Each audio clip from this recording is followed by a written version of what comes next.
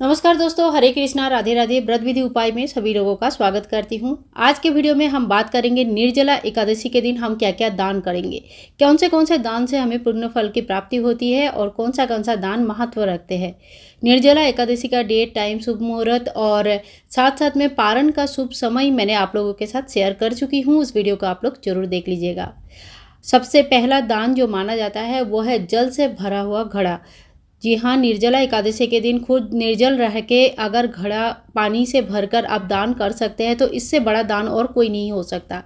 घड़े का दान आप किस प्रकार से करेंगे तो देखिए, सवेरे आप जब पूजा करेंगे तो उससे पहले ही मतलब 1-2 दिन पहले ही आपको एक घड़ा लेके आना है, जो बाज़ार से लेके आएंगे। बिल्कुल नया घड़ा होना चाहिए और साइज़ अपने हिसाब से देख लीजिएगा, लेकिन मोटा मोटी पानी आना चाहिए।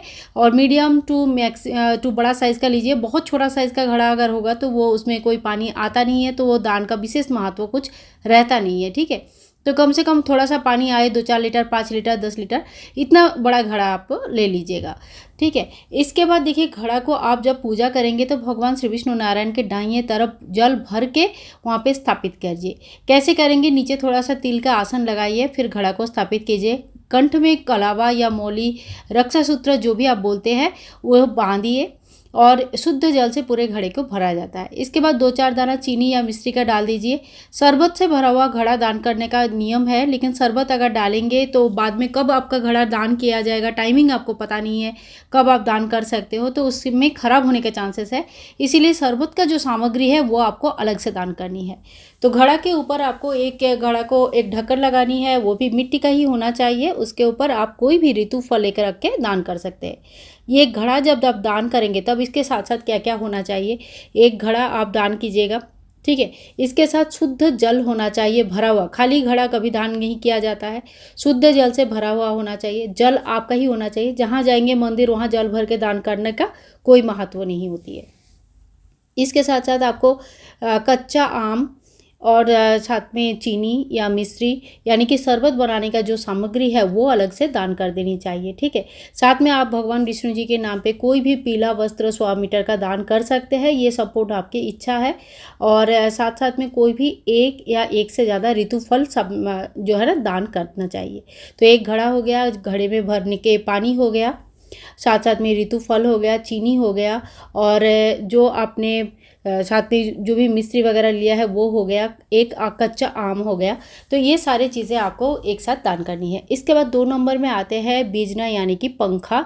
बाँस का बना हुआ पंखा दान करना बहुत ज़्यादा महत्व रखते हैं। बहुत गर्मी है, आप इन सब सामग्री को अपने पंडित जी को भी दान कर सकते हैं, किसी ज़रूरतमंद व्यक्ति को दान कर सकते हैं, गरीब को दान कर सकते हैं, या कोई भी जो दान लेने में इच्छुक है उनको दान कर सकते हैं। ठीक है, इसके बाद देखिए, गर्मी के समय है, आप सूती वस्त्र दान कर सकते हैं। जैसे पंडित जी को आप सूती का कोई भी वस्त्र, धोती वगैरह, चादर इत्यादि दान करना चाहते हैं, तो उपवस्त्र वगैरह दान करना चाहते हैं तो वो भी दान कर सकते हैं। अगर ये सब बाई चांस आप खरीद नहीं पाए हैं और आप दान करना चाहते हैं तो इनके जितने मूलांक होते हैं, जितनी भी इनके मूल्य होते हैं, वो मूल्य का समान, जैसे अगर आप 500 रुपया, 1000 रुपया, 200 रुपया, 101 रुपया, जितने के भी दान करना चाहते हैं उतना पैसा आप पंडित जी को दान के हिसाब से दे सकते हैं।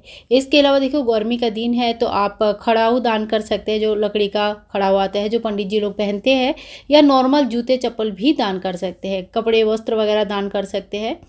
छाता और जूता भी दान करना बहुत ज़्यादा महत्व रखता है। लेकिन इन सभी दानों में सबसे बड़ा दान जो होता है वो पानी से बना हुआ भरा हुआ घड़ा और पंखा, ये दोनों चीज़ों का दान सबसे बड़ा दान हिसाब से माना जाता है। इसके अलावा कोई भी ऋतु फल दान कर सकते हैं, रसीला फल दान कर सकते हैं, और सोसाइटी के बाहर या मार्केट में या कहीं पर भी जहाँ पे आप सुविधा आपको लगे आप कर सकते हैं। वहाँ पे कम से कम 5 लीटर या 21 लीटर आप शरबत का वितरण कर सकते हैं, या सिंपल ठंडा पानी का भी वितरण कर सकते हैं। बहुत अच्छा माना जाता है। ठीक है, तो ये है एकादशी का दान सामग्री। दान आपको कब करनी है, तो अगर घड़ा को अगर आपने मंगल कलश के हिसाब से स्थापित किया है तो आपको ये घड़ा दान करनी है द्वादशी के दिन। और अगर दान करने के निमित्त मात्र आपने खाली घड़ा को वहाँ पे पूजा में रखा है तो पूजा के बाद शाम के समय आप इस घड़ा को दान कर सकते हैं एकादशी के दिन। ठीक है, और अगर कोई घड़ा लेने के लिए तैयार नहीं है, ऐसे में आप क्या करेंगे, तो ऐसे में आप किसी भी मंदिर में इस घड़े को रख के आ सकते हैं। बड़ा घड़ा रखिए ताकि वो आगे चल के यूज़ हो पाए। साथ में जल को पीने के लिए थोड़ा सा ग्लास वगैरह रख दीजिए, मतलब थोड़ा प्रैक्टिकल होकर सामान को रखिए ताकि उस घड़ा का आगे चल के यूज़ हो। छोटा सा एक घड़ा कहीं पे मंदिर में रख के आ गए हैं तो उसका कोई यूज़ नहीं होगा और इस तरह से दान करने का कोई मतलब भी नहीं बनेगा। तो अगर आप सच्ची में दान करना चाहते हैं तो इस तरह से दान कीजिए, इस तरह की चीज़ों को रख के आइए। उसके नीचे बहुत ही अच्छी तरह से घड़ा पलटी ना हो जाए, इस तरह से व्यवस्था करके, और साथ में एक ग्लास रख के बहुत ही बढ़िया तरीके से घड़ा को मंदिर के सामने रख के आइए, ताकि पंडित जी या जो भी वहाँ पे आने जाने वाले लोग हैं, अगर वो लोगों को पानी प्यास लगता है, पानी पीने की इच्छा होती है, तो आपके घड़े से वो पानी पी सके। तो थोड़े से प्रैक्टिकल होकर हमें दान करना चाहिए। ऐसा नहीं कि दान बोला है तो चलो जाके मंदिर में छोटे छोटे बहुत सारे घड़ा का जमा कर दिया और दान हो गया, ऐसा नहीं होता है। इस बात का विशेष ध्यान रखिए। बीजना और कपड़े, जूते आदि, वस्त्र, फल आदि इत्यादि आप मंदिर के पंडित जी को डायरेक्ट दान कर सकते हैं। मतलब अगर वो लेने में इच्छुक है तो आप उनको डायरेक्ट दान कर दीजिए, नहीं तो आप मंदिर में छोड़कर आ सकते हैं। कोई भी जो मंदिर में आते हैं प्रसाद के स्वरूप पंडित जी उनको वितरण कर देते हैं।